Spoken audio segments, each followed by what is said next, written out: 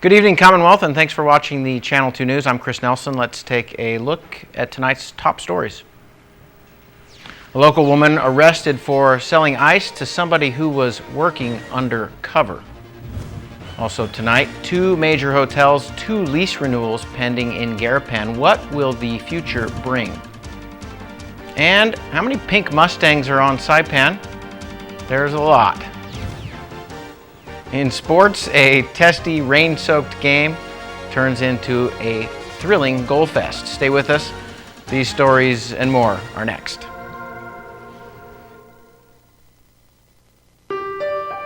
"48 hours. That's all we get in a week. But those 48 hours, we try to make them last forever. How? By filling in fast with all the right stuff. With a lot of laughter, a little drama, some adventure, and a whole lot of love." Dad, Mom's here. It happens pretty quick, Bye, Dad. but it's cool.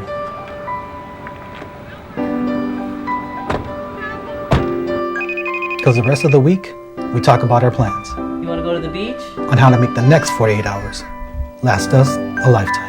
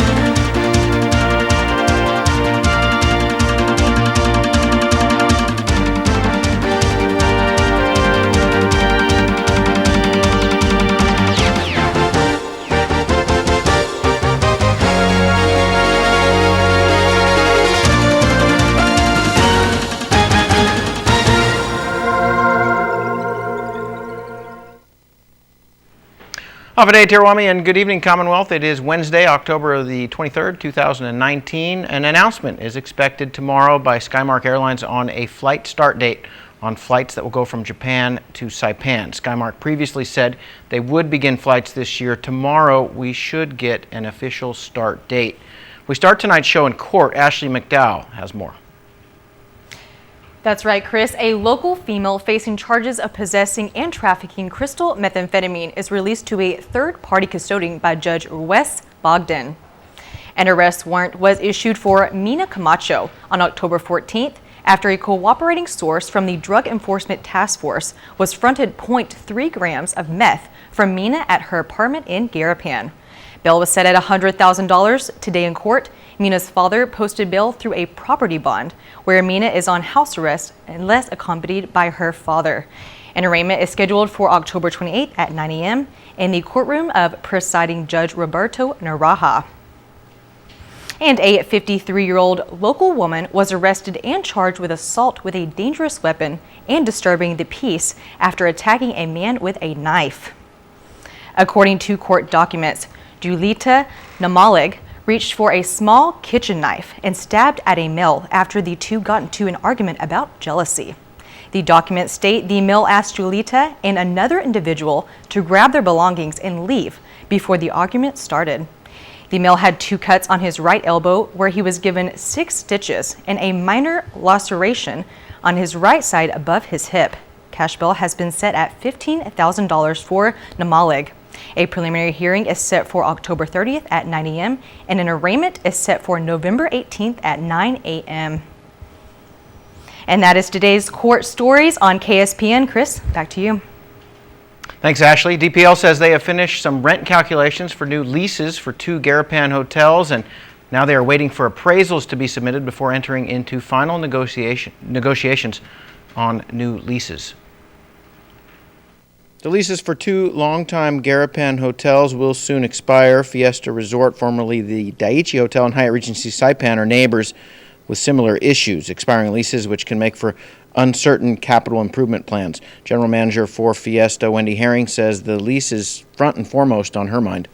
So for me, the priority would be to renovate the whole lobby first. You get that nice first impression and then phase in the room renovation.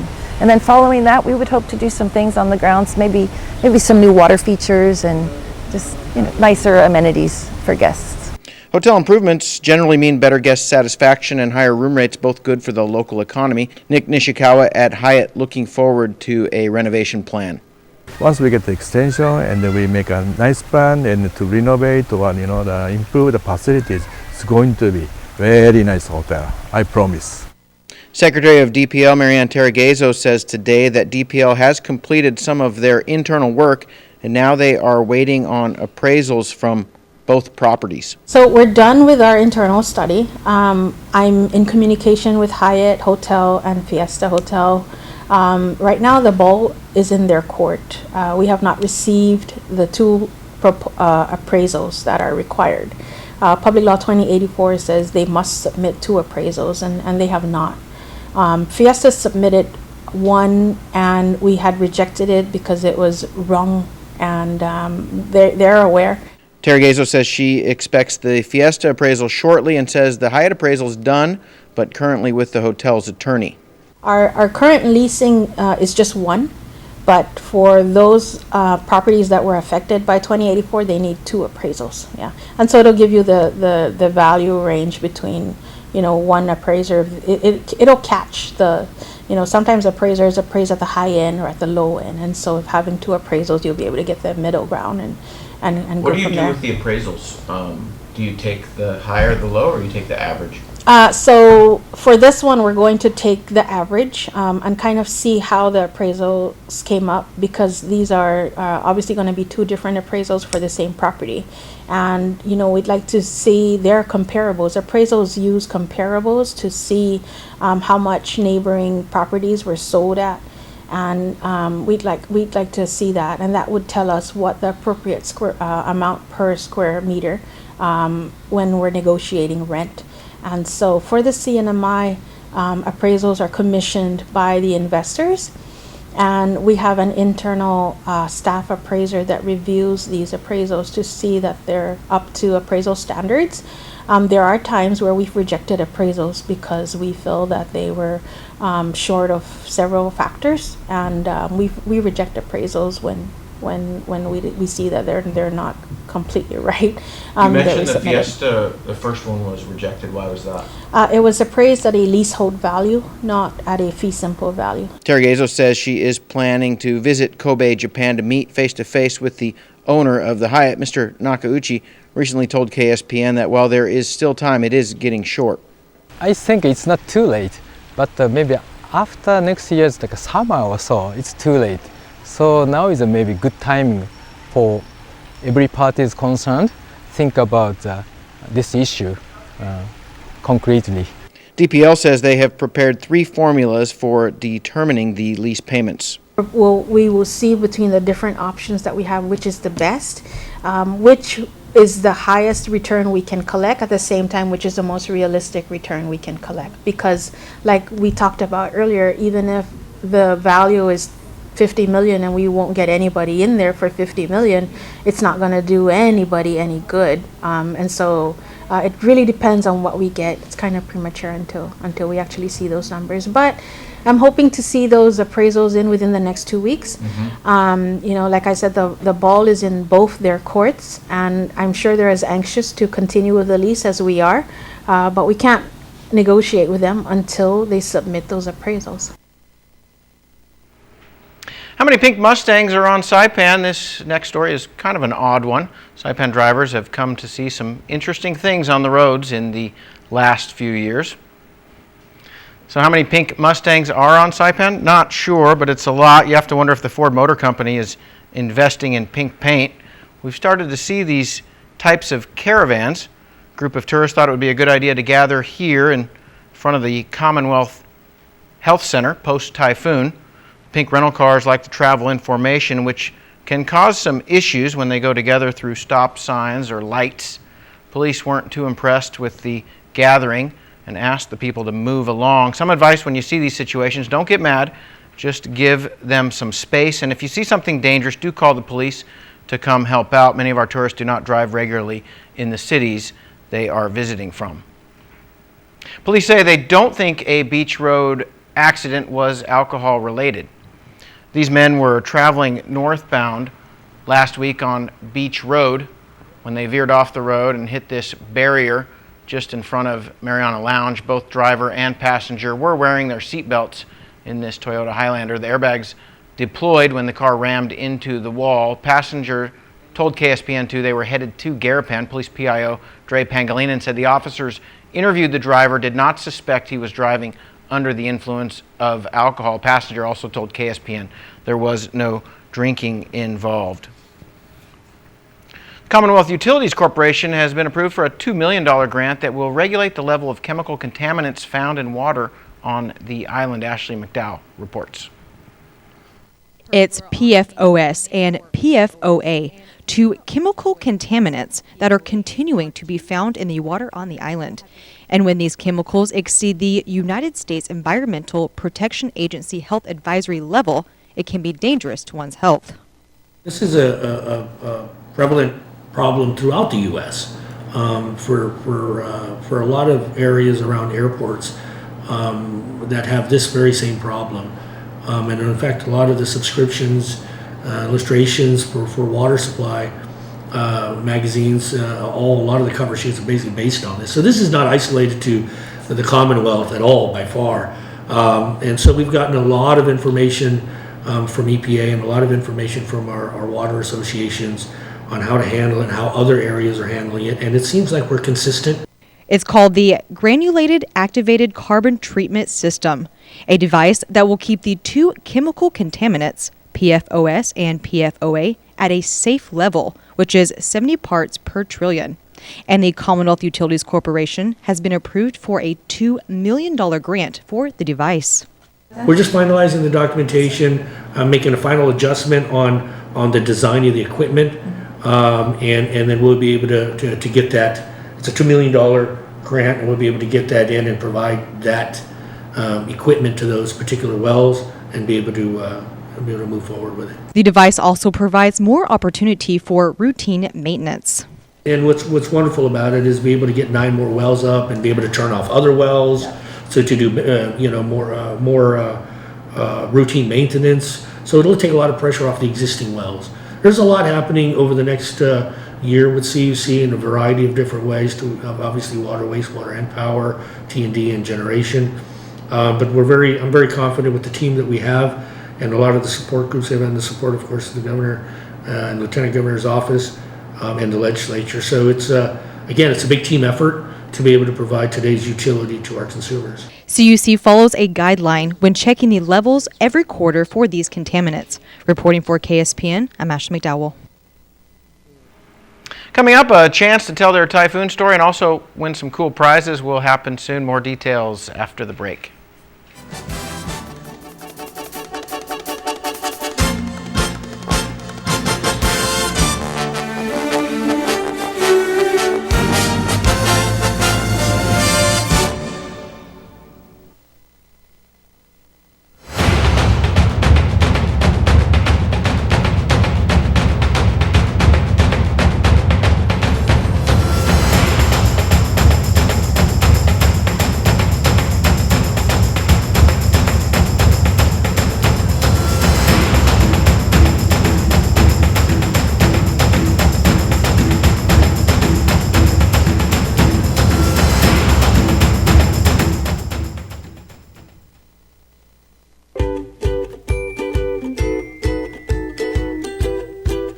Winigi PHI Pharmacy in Gofadahi, Ihinim Lomo. Our complete line of pharmaceuticals and lowest prices ensure you get the treatment that you deserve. Our compassionate, friendly, multilingual staff will take the time to get to know you, explain your medications to you, and answer any questions that you may have. Ngere ayor sumaye uhalweres ren Utsu, wayo sa feye emuel evalusiu klalyam wires. Inumin ang inyong gamot ayon sa inireseta ng inyong doktor at alinsunod sa bilin ng inyong parmasutiko. We accept most insurance, but in case you don't have coverage, we offer cost-effective generic drugs. PHI Pharmacy, your lifelong partner in health. PHI, the pharmacy you can trust. Welcome back. You're watching the Wednesday night edition of the Channel 2 News. Korean arrivals down 11% in September. Arrivals from China down 33%. Overall arrivals to the CNMI were just over 37,000 in September. That number compared to almost 44,000 last year. MVA says a trade war between Korea and Japan have affected the Korean economy and are hurting the numbers from Korea. And they also say that tension in Hong Kong are hurting the Chinese numbers as well as stiff competition. Arrivals from Japan just over 1,000. Now that number should go up in the coming months to around the 5,000 mark once Skymark launches daily service. A contest is ongoing to write about a significant person who helped rebuild the strength of the youth of the CNMI, and our Sally Lemus has the details. The Crisis Counseling Program, in collaboration with all schools on island, encourages the youth to tell their U2 story and be a part as the island celebrates resiliency. This is the My Hero contest. In relation to the United Nations International Day for Disaster Risk Reduction, we wanted to kind of tie that in to our Resiliency Fest that's happening this Saturday. We wanted to focus on the children, the youth here in the CNMI and how they have been recovering from Typhoon U2. It's open to children of grades kindergarten to 12, and grades K through 5 are asked to draw a picture, and then grades 6 through 12 are asked to write a story. Gian Joyner-Robold, a outreach worker from CCP, says this is a great way for the youth to be creative, expressive, and use this as a coping strategy after going through a crisis. This is also a great opportunity to shine light on that significant person who played a big role in the recovery process. So the CCP, we are an outreach-based program, and we are also strengths-based, meaning that we believe in the natural strength or resiliency of the individual and the community. So when we do our work, we try to promote independence with the people that we meet and speak to, so that they are in control, or like after a crisis such as Typhoon U2, they can gain that control back and feel a lot more secure and safer with their recovery. The deadline for entries will be this Friday at noon. Winners will be announced at the Resiliency Fest this Saturday. This is Sally Lemus for KSPN News. Thanks, Sally. We are going to head over to Guam for some local news with our friends at KUAM. Afade Tautau CNMI, here's what's making news on Guam. Well, they're definitely in come decision 2022. Here's more. Governor Lula Guerrero confirms she's planning on seeking another term. Governor, can you tell us, was there a fundraiser for re-election last Wednesday? There was a fundraiser for, our committee to elect, I think it was. Yeah. And so are you already preparing for re-election? I am, yes, absolutely. The fundraiser held at Kentos in Tumon last week, tickets $25 each, and held the same night as a community awareness meeting in Maleso on dengue fever.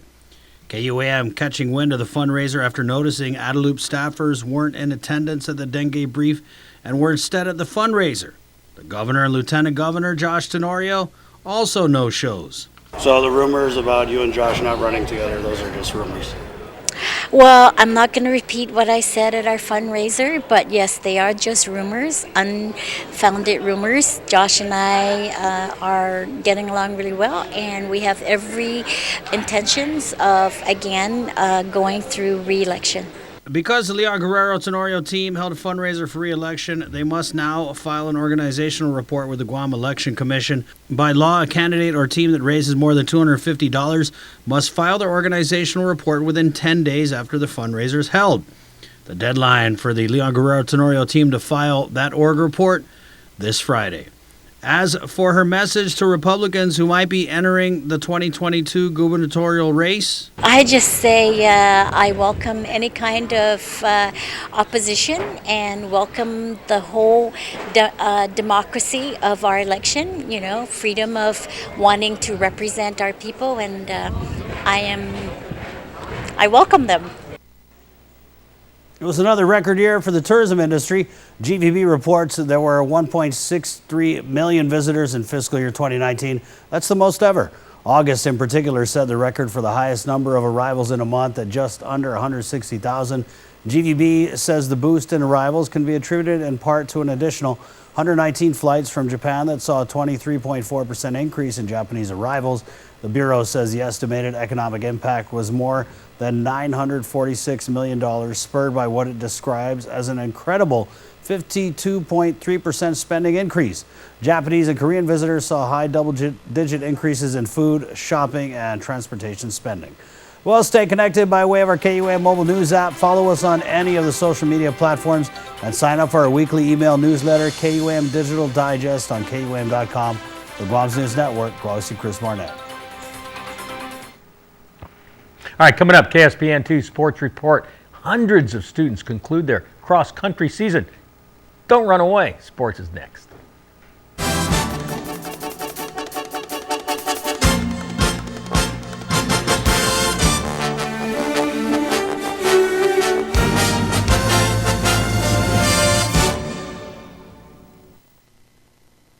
Faster, easier to use. With live TV, recordings, video on demand, and streaming apps, all in a single place. When you're looking for something new, recommendations are tailored to you.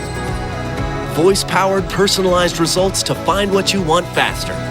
And the unlimited potential of smart home. The new experience from TiVo is here. Watch the Visitors Channel online, on time, anytime at saipantv.com. Where to go, what to see, what to do. Restaurants, spas, activities, and culture. It's all in one place, in high definition, on your mobile device. saipantv.com. Check it out. Welcome to Marianas Medical Center. We've been taking care of you and your family since 1998. We offer preventive health care services, acute and chronic care for both adults and children. 微产期以及妇科的检查. 신생아 선별 검사 및 영유아 건강 검진. Meron po kaming food handlers, green cards, school at sports clearances. Greenig Marianas Medical Center oferece todo classe de serviço para a família mesmo dia. We accept Medicaid, Medicare, and most private insurance plans, and we also accept individuals without any medical insurance. We're conveniently located in the JKR building on Beach Road, Garapan. Marianas Medical Center, quality health care for your entire family.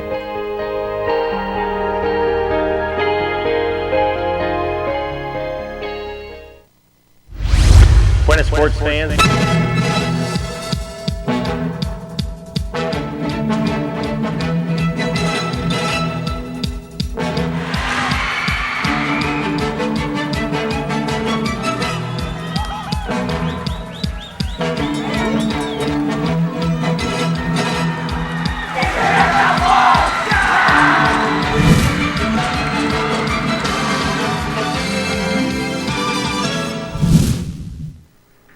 Buenas Sports fans, our M-League game of the week comes from Sunday's A-Division match between Tan Holdings FC and KSPN2 Pyrie. Call it pre-typhoon. Shadows were growing like trees as the sun set in Coblerville Sunday. Heavy clouds hovered nearby. A typhoon was approaching. When the whistle blew to end the first half, THFC led KSPN2 Pyrie 3-1 thanks to a two-player advantage. Second half, Pyrie added a man, and it was a one-side difference.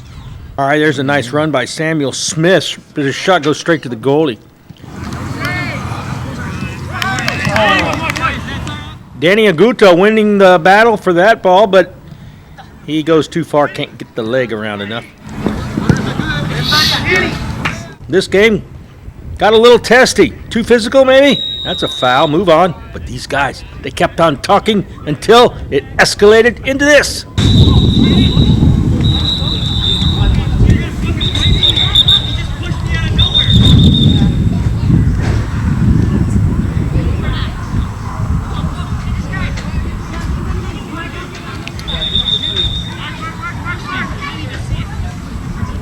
Amzad issues 4 yellow cards, 2 for each team. Suddenly, a rainbow symbolizing peace appears. Well, the rainbow didn't last long, and neither did the peace on the field. There's a hard foul by Trey Dunn, which draws the dreaded yellow card. He got his name written down in the ref's little yellow notebook. Free kick for Mark Esselon, who had 3 goals in the first half. That chip shot sails over the crossbar. The rain cloud burst open, but the play never stopped. The drainage on this field, excellent. Despite Pyrie being a man down, the defense holds and the score remains 3-1. The rain continues. Giants of the sport such as Alvin, Takai, we're loving it. You like playing in the rain? Yes. Why? I don't know. It's I guess it's not hot, right?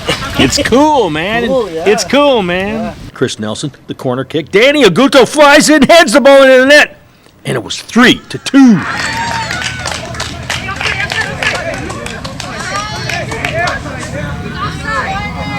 Another storm was brewing to the east. Nelson, another corner try, not there, but it did result in another corner kick from the opposite side. Nelson, the arching shot in front of the box. Ichiro Bora tried to clear it. He kicked the ball straight at his own goal, and it was a new ball game, 3-3.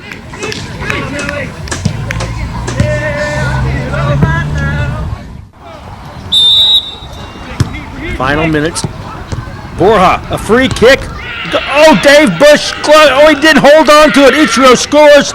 Goals at both ends of the court, or field, I should say, or pitch, whatever. That's how capable Ichiro Borja is. Can Holdings holds off KSPN2 Pyrie, 4-3. All right, cross country for our students is flourishing thanks to the working combination of kids, PSS, and Northern Marianas Athletics. Cross-country runners had 2 championships on Friday afternoon. They competed in the Interscholastic Cross-Country Championships at Saipan Country Club at Saipan, Vegas. 310 students from U7 to U18 romped around the oldest golf course on the island, a 4.5-kilometer run. Brilliant Star won the boys and girls elementary school team titles. Agape Christian School swept middle school and high school championships. Not surprising since all 135 students from the Gualarai School run as part of the program. And Serena, she's fully on board with that. Why do you do it? Because this is good for my body and good for my school. The top runners from SIS and Agape Christian flew to Japan for the Asian Pacific Invitational Cross Country Championships. There, the 2 winners from Friday, SIS's Ken Song and Anika Snyder, led Team Marianas to a 3rd place overall.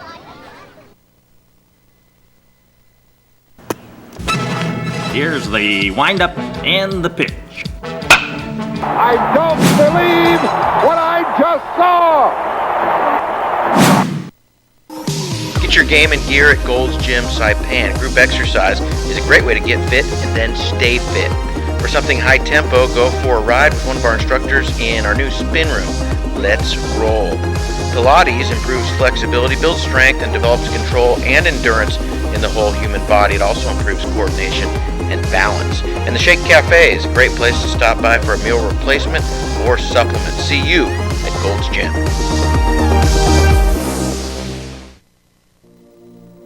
Traveling or laying over on Guam? Don't wait around. Zip into Guam Adventures Zipline Park inside the Hilton Resort and Spa. Guides will take you through a series of zips, starting with a mountain course and then zip over the ocean with spectacular views of Tumon Bay. 6 zip lines in all deliver a thrilling experience, and it's family friendly, so bring the kids ages 6 and up. You'll love the security of double lines and a new braking system to make riding smoother. The towers are named after the islands in the Marianas. We call it the Island Hopper. Your guides will teach you what you need to know to soar through the jungle with a bird's eye view. Best of all, for residents of Saipan, Tinian, and Rota, you can book this experience at 20% savings. Log on to GuamAdventures.com and during checkout, use offer code HAFA20. Book it and zip it today. We'll even pick you up.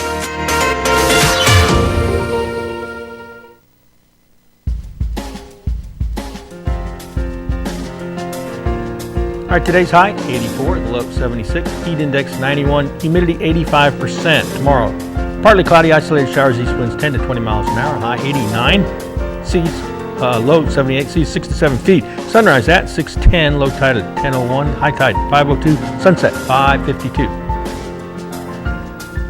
Chris, you want to close this beautiful show out here?